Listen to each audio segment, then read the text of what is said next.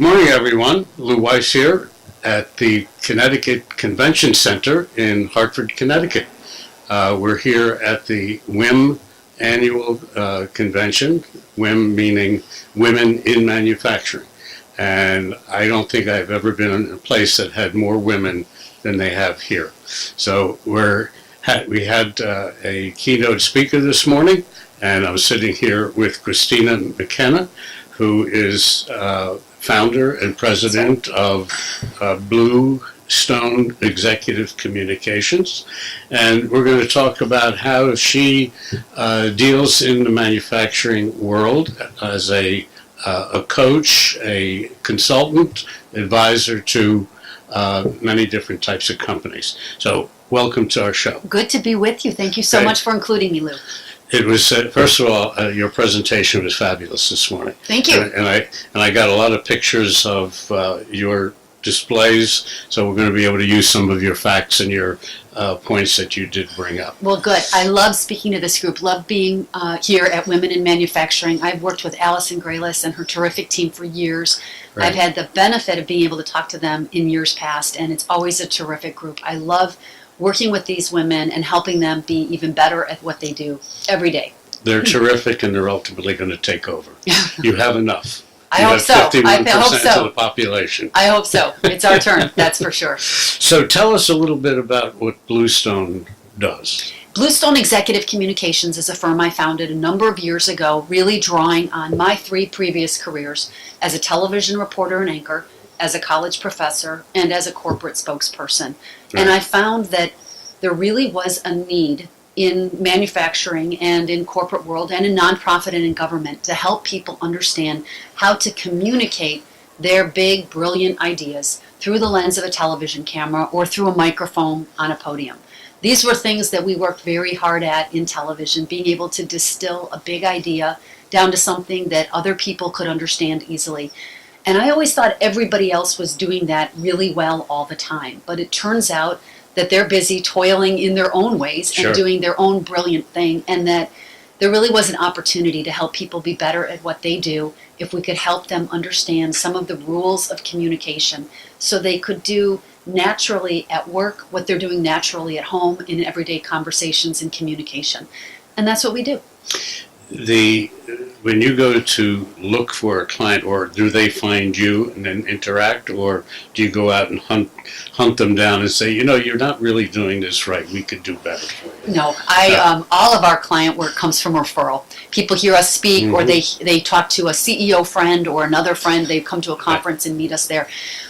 With only one exception, we had one client who found us on the internet. I don't know if that speaks well of my company and our referral rate or poorly of my SEO optimization, but we've been in business for quite some time now, and it's almost exclusively on referral. But I will tell you, I learned very early on that going up to somebody and offering my services after their not-so-good speech was just not the way to go. I thought that it might be well received.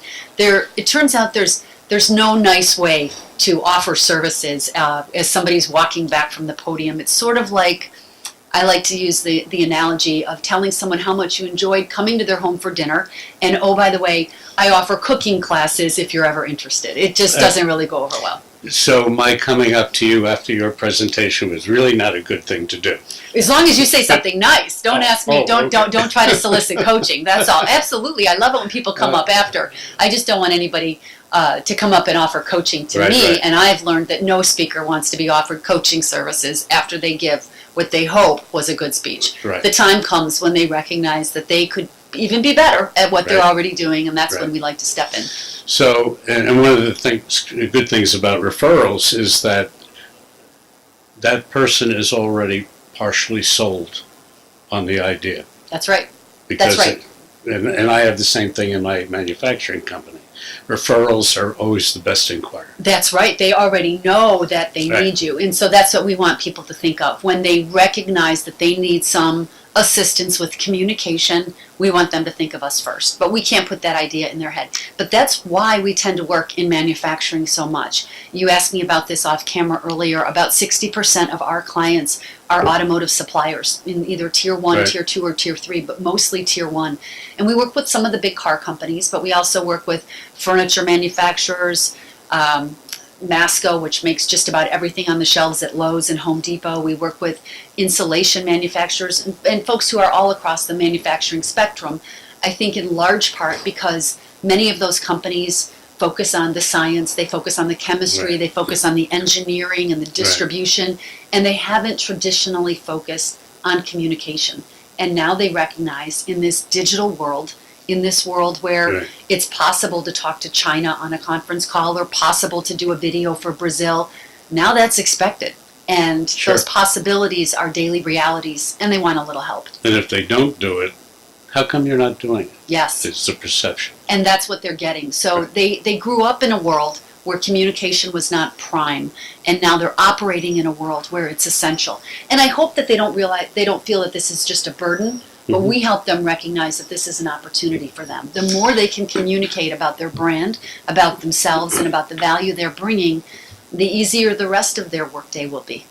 So when you're dealing with a manufacturer, are you dealing with the C-suite level, mid-management, shop floor, or all of the above? All of those. Initially we were brought in to work with, just by the grace of God, we were on our very first assignment asked to work with the top brass of a large manufacturing company, Magna International. Nice. So huge automaker that makes just about everything under the hood of any car that would be out here in the parking lot today. Right? Magna's a phenomenal company, and it was my delight to work with them on an investor day in which they had the company presidents coming to speak to investors. So I got to coach about 7 of their company presidents all in one day. Wow. And it went well, thank God, because that was our entree to go back and work with them. They've been a terrific client over the years. So oftentimes we do work with the company president or somebody who has C at the beginning of their title, CEO, CFO, company CMO,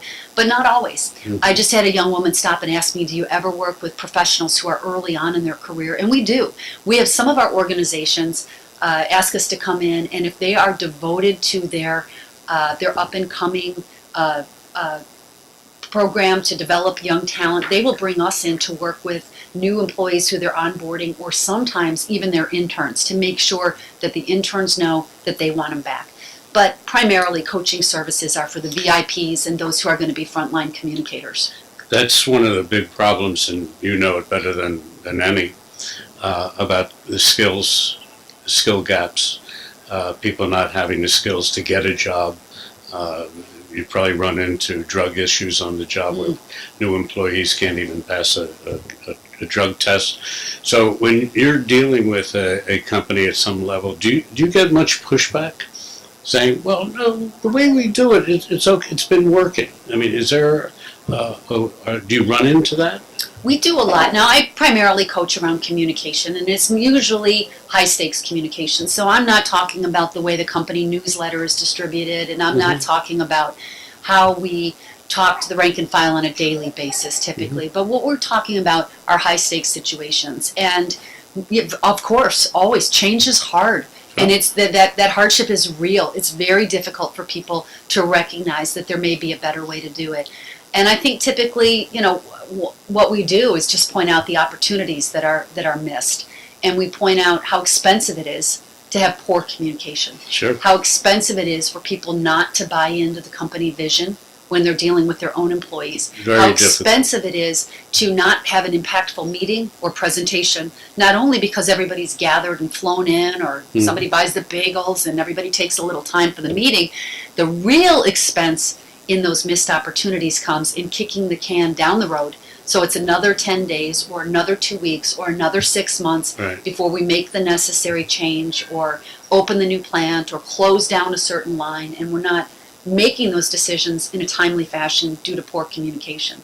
A lot of times we need to, particularly in manufacturing, even draw out with, in quantitative ways, explain to them what the likely cost of bad communication is for them, so they can recognize that they really do want to be doing this better.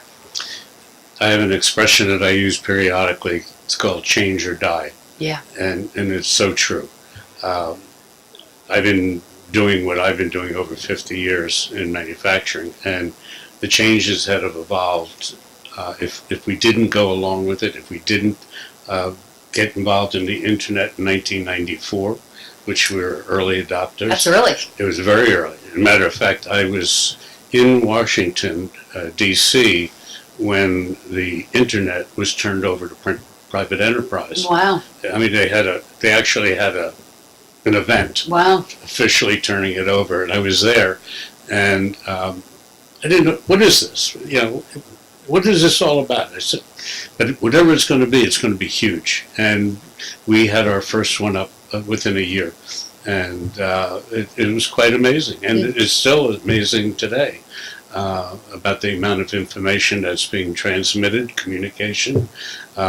Manufacturing talk radio is a huge communication device, which, by the way, can I tell them? Yes. Okay, so as a surprise to our listeners, Manufacturing Talk Radio, under the banner of Manufacturing Broadcasting Corporation, is starting a new show called WHAM, Women and Manufacturing, and Christina is going to be one of the hosts on the show, and that'll be starting sometime in November. So we're lucky to have you.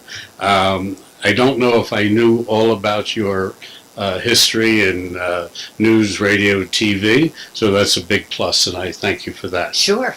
Thank you for your hard work in making sure that you provide resources for women who are in manufacturing, doing terrific things for the industry and for the country and the world. And they certainly need resources to support them. Absolutely. With their unique needs as they take their rightful spot in these leadership roles. Yeah. And actually, our first show, we have a Rosie the Riveter. Is that right? A real one? A real Rosie, 90 years old. We broadcasted her a couple months ago. It's in the can, and she tells us the story from the time she was 15 years old throughout her manufacturing life and career. It's a great piece of story. It's a great piece of history. It really is. Terrific. So going back to what you do, I presume that you have ongoing clients, or do you work on a project-by-project basis? Yeah, we usually work on a project basis. I just have never really liked keeping clients on retainer, and we do what we call high-stakes communication consulting. Right. So we work in whatever circumstances are high stakes to them. Now, that doesn't always mean it's a crisis. It's not always a plant closing, though sometimes, or plant opening. It might be a TED Talk or an opportunity to address a large group.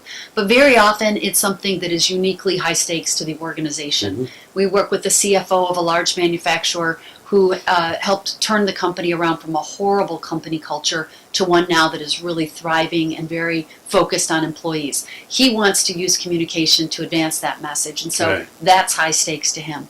But we don't typically hold our clients on retainer. We like to come in and work project by project basis, and yes, we do have ongoing relationships with them, but I don't tie them up on a fee schedule that typically we come in for specific projects. Sometimes it's over several months, and sometimes it's just for a morning.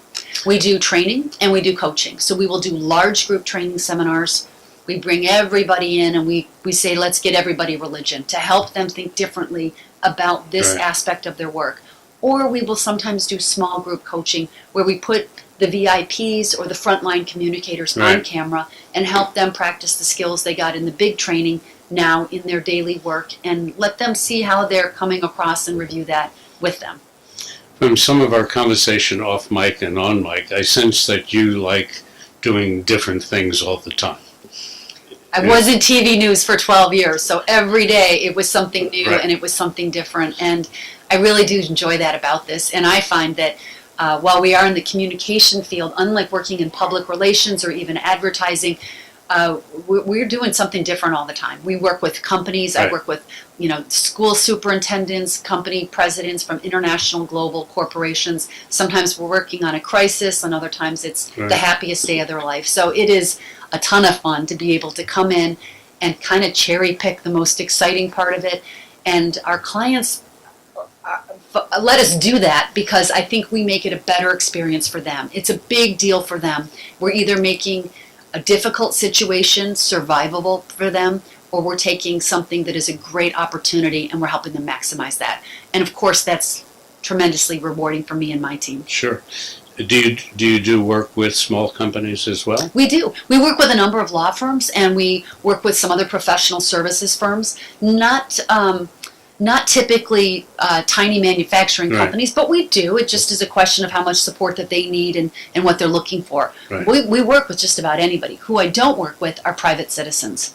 I usually don't work with individuals. We have a few philanthropists who come to us to assist them with large-scale issues, big donations or speeches that they may want to give, but we usually don't work with private citizens. Our fees are reflective of the big corporations with whom we work, and we encourage individuals who want this sort of support to attend a seminar or a conference like this that we're doing, or to make sure that they get their company to pay for our services. We think that if they work with us, that they're going to be able to bring their employer even greater value, and we think the employer should be paying for that. So when somebody comes to us and says, I don't really want my employer to know I'm doing coaching, I say they should know, and they should be writing this check, not you. So that's the only caveat. Right. We like working with big companies, with small companies, professional services, manufacturing. We have a large advertising company, McCann World Group Advertising. I like the diversity. I got that.